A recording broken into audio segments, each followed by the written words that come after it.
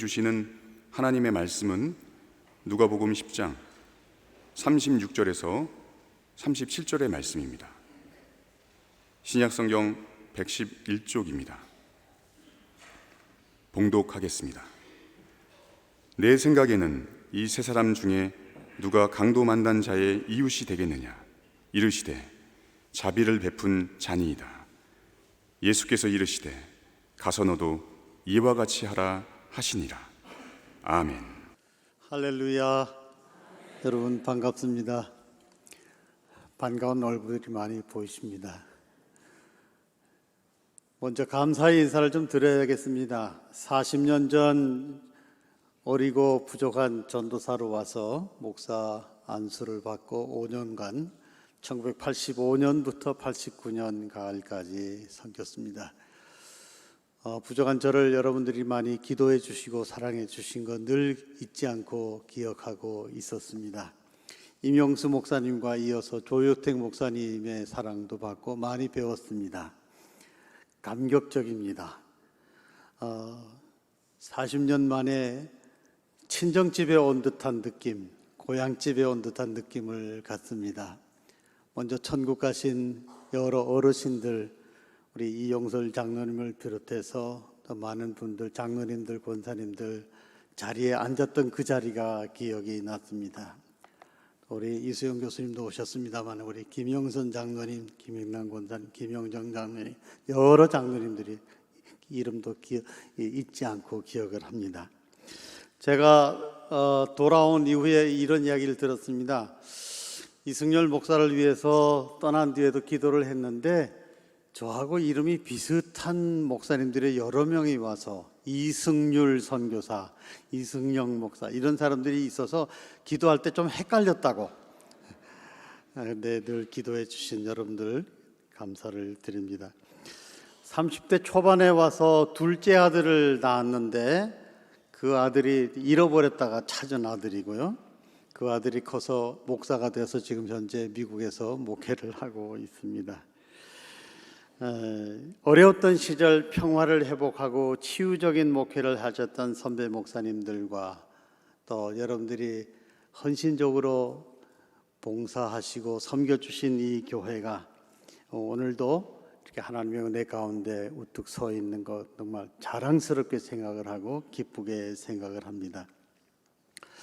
10년 동안 독일 유학을 하면서 한국 교회에 가장 부족하고 필요한 학문을 디아코니아 봉사신학이라는 것을 깨닫게 되고 하게 돼서 석박사 과정을 마쳤습니다. 귀국에서 대치동교회 위임 목회를 거쳐서 총회 사회봉사부 총무로 또 9개 교단이 연합으로 섬기는 한국기독교 사회봉사회 사무총장으로 사역을 잘 마치고 4년 전에 조기 은퇴를 했습니다. 총회를 섬기면서 많은 목사님들과 장로님들을 상대하기도 했지만 총회가 공교회로서 감당해야 될 사회적 책임을 감당하는 분야가 이런 것이었습니다. 상세하게는 말씀을 안 드리겠습니다만 사회문제 대책 사업으로 인권, 사회정의, 사회평화, 기독교 환경운동, 사회봉사와 복지에 대한 정책과 또 교육훈련, 국내외 재해구호와 대북구호 사업까지 총망라하는 실무 책임자로 섬길 수 있는 좋은 기회를 가졌었습니다. 지금 현재는 은퇴하고 연구소 소장과 아카데미 원장으로 연구하는 일과 또 후학들을 가르치는 일도 계속해 가고 있습니다.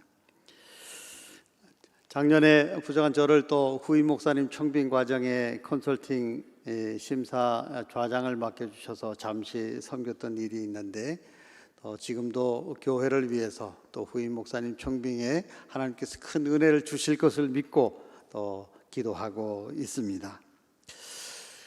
제가 잘 아는 지인 가운데 이름을 잘 짓는 분이 있습니다.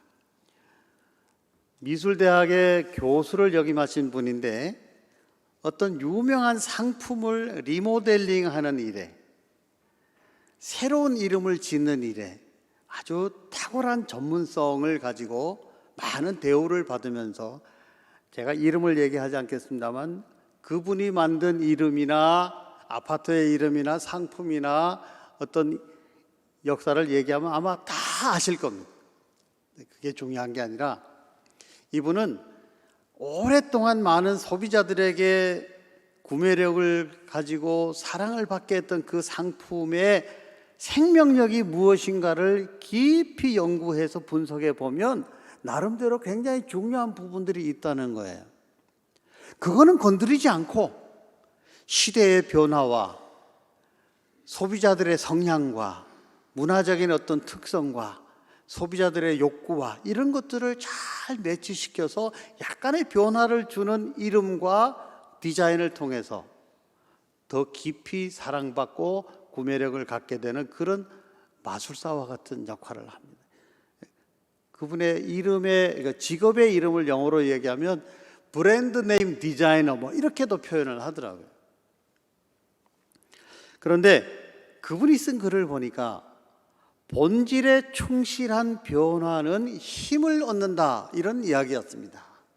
본질에 충실한 변화는 힘을 얻는다.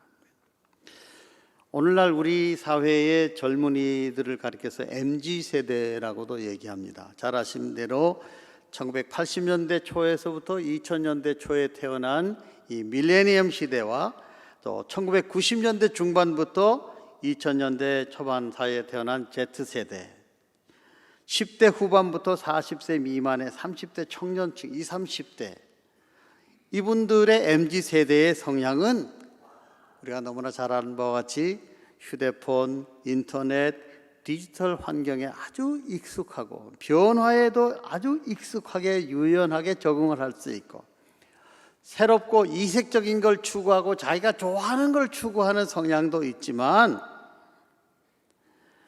그래서 돈을 쓰거나 시간을 쓰는데 아끼지 않지만 본질적인 거, 진실된 거, 참된 거, 가치 있다라고 하는 것에는 귀하게 여기는 그런 성향이 있다는 것이죠. 우리 사회에 노인 인구가 많아지지 않았습니까? 2018년에 이미 65세 이상 되는 노인의 숫자가 전체 국민 중에 18.3%가 넘었으면서 고령 사회로 들었고 최근 뉴스에 의하면 내년도인 2025년부터는 65세 노인 인구가 전체 인구의 20%를 넘어서는 초고령 사회로 진입하게 된다고 분명한 진단이 나왔습니다. 저출산의 문제도 심각합니다. 우리 교단에 속해 있는 9천여 교회 중에 교회 학교를 운영하지 못하는 교회들이 50%가 넘습니다. 다음 세대를 이어가기가 너무나 어렵기 때문에 교회 학교를 만들어주자는 운동도 총회적으로 했지만 성과가 별로 없었습니다. 아드폰테스라고 하는 용어가 있습니다. 본질이라는 뜻입니다. 이 말이 요즘 유행하고 있어요. 인터넷을 검색해 보니까 학원의 이름도 아드폰테스 수학학원, 아드폰테스 영어학원 뭐 이런 식으로 선전도 하고 있는 것을 봤습니다. 우리 교단의 중견 목회자들 중에서 목회도 잘 하면서도 우리 교단과 우리 교회를 좀 더 건강하게 갱신도 하고 개혁도 해야 되겠다는 그런 의지를 가진 목사님들끼리 모인 목회자 운동 그룹 중에 아드폰테스라고 하는 목회자 운동 그룹도 있습니다. 오늘날 갈수록 목회 환경이 어려워지고 있고 개인적인 신앙생활도 굉장히 하기 어려운 시대가 됐습니다. 서바이벌 게임 속에 생존하기가 너무나도 힘들기 때문에 믿음을 지키고 신앙생활을 한다고 하는 것이 얼마나 어려운지 모릅니다. 이럴수록 본질을 생각하고 원칙에 준하는 삶을 사는 것이 지혜로운 것이라고 생각을 합니다. 초대교회로부터 교회의 본질적 사명은 세 가지였습니다. 하나님을 예배하는 것, 레이투루기아, 그래서 말씀 선포에 대한 캐리그마도 포함된 그런 예배적인 요소, 교회가 굉장히 중요시 여기지 않습니까? 또 성령 안에서 하나님과 소통하고 이웃과 소통하는 친교적인 의미의 이 코이노니아, 그리고 하나님을 사랑하고 섬기고 이웃을 사랑하고 섬기는 봉사, 디아코니아, 이 세 가지가 중심이었습니다. 그러나 역사 발전을 통해서 말씀을 가르치고 배우는 교육적 사명의 디다케, 그리고 선교하는 미시오가 발전해서 온 세계 교회가 조금씩의 교리적인 입장이나 어떤 예배 순서나 차이가 있어도 이 다섯 가지가 기본적인 교회의 본질적 사명으로 중요시 여기고 있습니다. 중요한 것은 이 다섯 가지 사명이 서로 유기적인 관계에 있다는 것이고, 통합적으로 핵심적으로 요약을 하면 하나님을 사랑하고 섬기는 것, 다른 말로 경건이라는 단어로 대체가 될 수 있고요, 이웃을 사랑하는 카리타스, 피에타스, 카리타스, 이렇게 두 가지의 기둥과 두 개의 날개처럼 서로 균형을 맞추고 있습니다. 한국 교회는 다분히 복음 전파, 선교에 집중하는, 또 중요시 여기는 그런 가치관을 가지고 성장을 해왔기 때문에 하나님을 사랑하고 섬기는 일에 집중하고 올인하는 듯한 경향이 있었다고 생각을 합니다. 그리고 하나님을 사랑하는 것과 이웃을 사랑하는 것은 별개의 것으로, 분리된 것으로 생각하는 오류가 있었다고 생각을 합니다. 그러나 중요한 것은 하나님을 사랑하고 섬기는 것은 이웃을 사랑하고 섬기는 것으로 나타나야 하는 것이고, 이웃을 사랑하고 섬기는 것은 하나님을 사랑하는 것으로 인정된다라고 하는 한 맥락 속에서 이해하는 것이 중요하다고 생각을 합니다. 예수님께서 우리들에게 새 계명을 주셨습니다. 몸과 마음과 뜻과 정성을 다하여 하나님을 사랑하는 것, 목숨과 힘을 다하는 것, 최선을 다해서 하나님을 사랑해야 하는 것이지만, 내 이웃 사랑하기도 내 몸과 같이 하라고 하는 것도 최선을 다해서 이웃을 사랑해야 된다는 것을 가르쳐주고 있습니다. 영락교회를 설립하시고 훌륭한 목회를 하시고 한국교회 대표적인 목회자로 존경받는 한경직 목사님은 미국에서 공부를 마치고 오시기 전에 폐결핵에 걸려서 요양원에 생활도 여러 번 하셨고, 또 좋은 성자들의 그 위인전을 많이 읽으면서 이 디아코니아에 대한 감동을 많이 받으신 것 같습니다. 그래서 영락교회를 목회하시면서도 그런 개교회적인 섬김의 사역들을 잘 이루어 놓으셨는데, 이런 말씀을 하셨습니다. 사람을 잘 섬기는 것이 하나님을 잘 섬기는 것입니다. 그랬습니다. 마틴 루터는 사랑의 섬김은 믿음의 열매라고 말씀했기 때문에, 믿음이 없이는 이루어질 수 없는 것이기 때문에 믿음이 중요하다는 것을 말씀했습니다. 우리 남대문 교회 역사 제가 말씀드리지 않아도 더 잘 아시잖아요. 알렌 선교사를 통해서 재중원 병원이 생기고 재중원 교회가 생겨나서 오늘의 남대문 교회가 이루어졌습니다. 디아코니아적인 선교를 통해서 많은 사람들을 섬기는 선교를 했던 것이죠.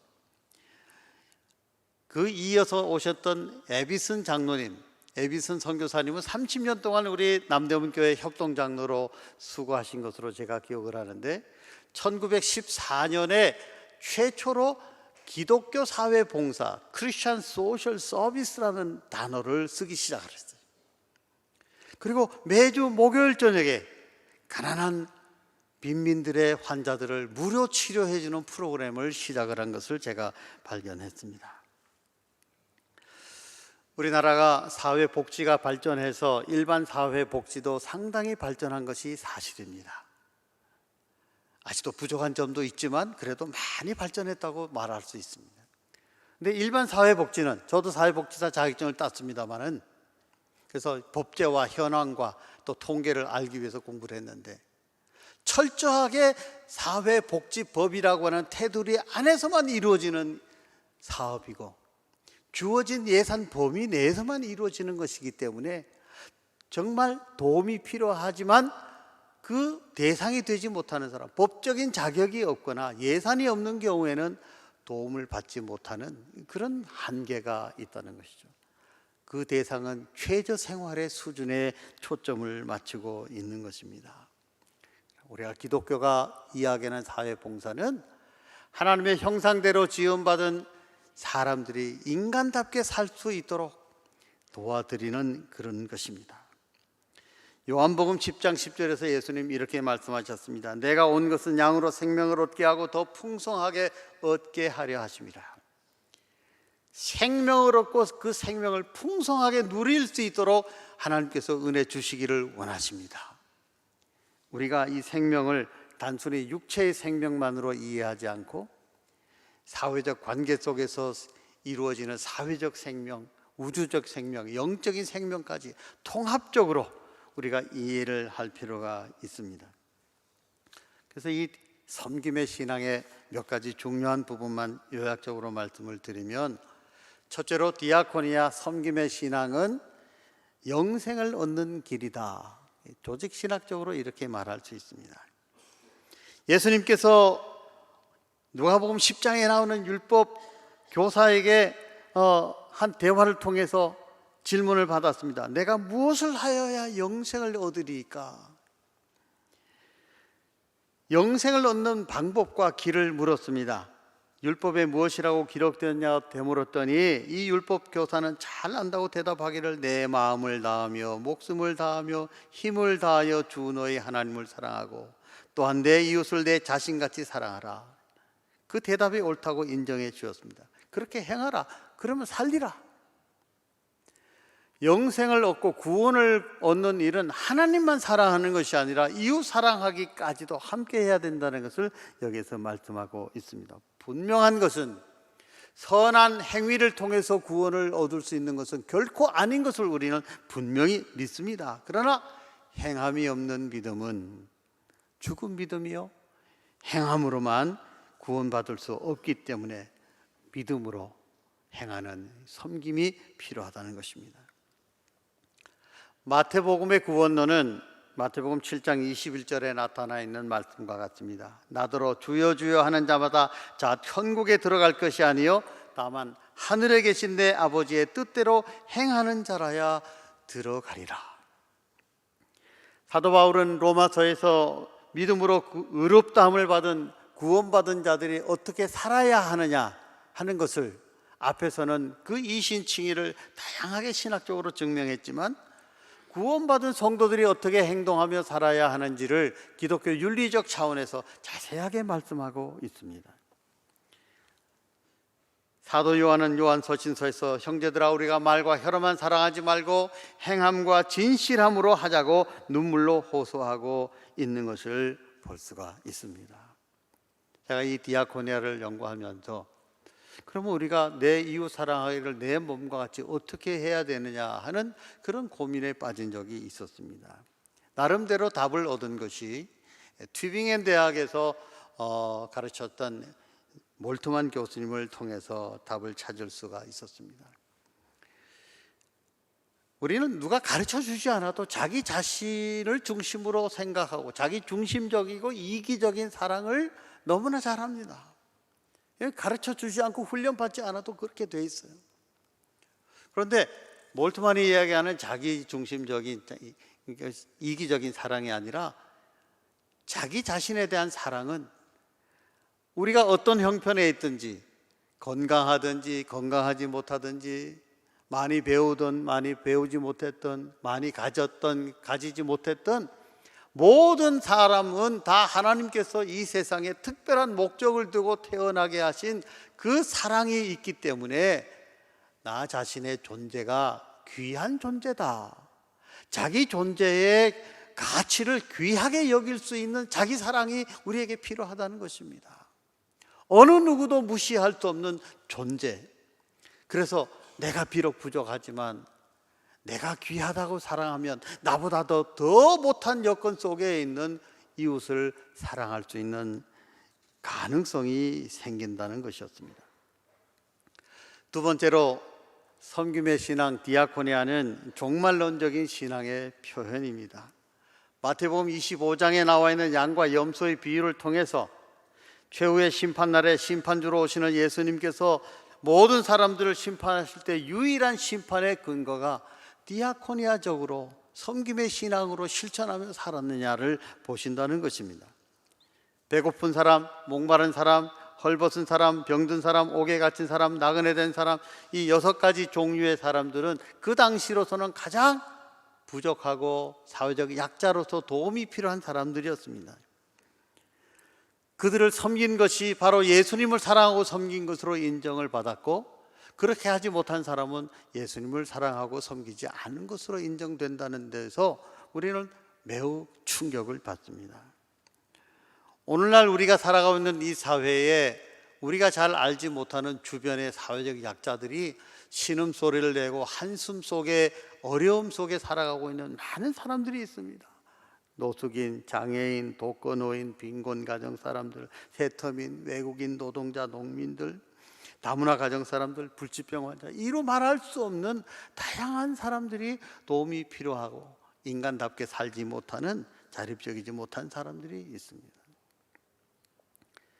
독일의 유명한 화가 중에 가톨릭 신부의 입장에서 신부의 어떤 직업을 가지고 성경에 나와 있는 말씀들을 그림으로 그리는 성화 화가가 있습니다. 지거 쾌더라고 하는 분인데요, 인터넷 검색을 해보시면 또 핸드폰에 네이버 검색만 해도 그분이 그린 유명한 작품들이 많이 나타납니다. 마태복음 25장에 있는 이 말씀을 한 장의 그림으로 그렸습니다. 배고픈 사람, 헐벗은 사람, 옥에 갇힌 사람 등등 6명의 어떤 그림으로 그리고 이분들을 사랑하고 섬기는 사람의 손과 얼굴을 그렸는데 하나같이 공통적으로 비슷비슷한 얼굴입니다. 예수님 사진이 남겨진 것도 아니고 예수님 얼굴이 이렇게 생겼다고 딱 정해진 것은 없지만 우리가 흔히 이야기하고 또 믿을 수 있는 그런 예수님의 얼굴의 모습으로 공통적으로 그려진 것을 볼 수가 있습니다.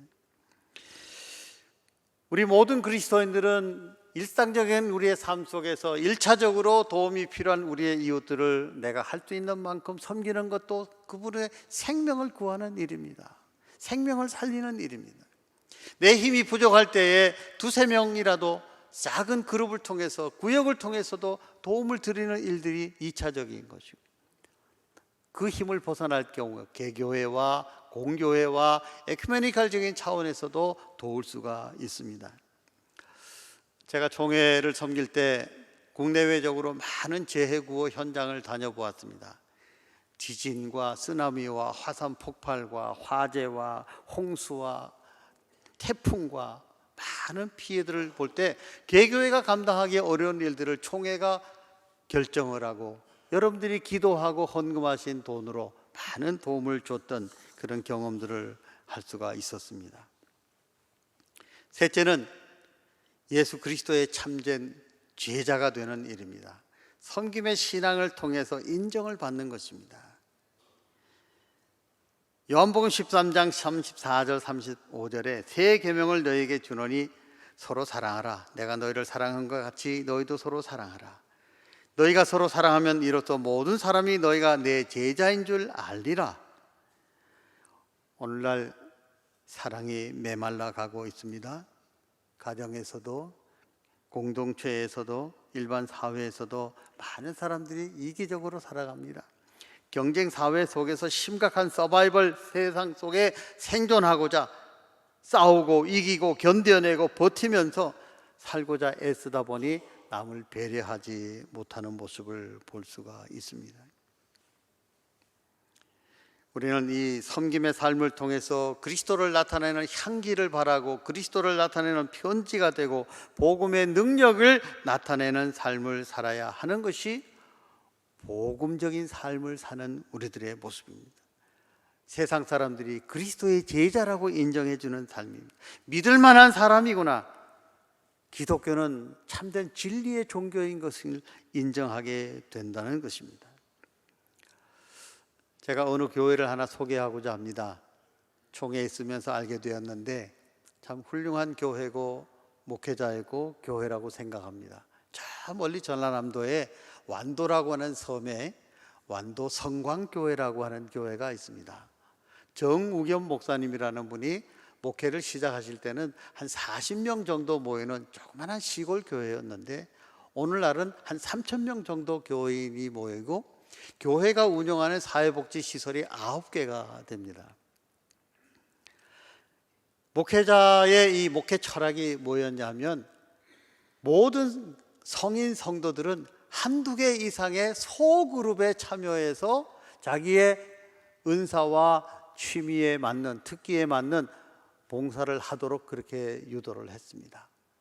제가 기억하는 대로는 지금 현재 정확한 숫자는 아닌지 모르겠습니다만 860개 정도의 소그룹이 움직이고 있고, 지역사회와 연관성을 가진 소그룹이 120개가 넘습니다.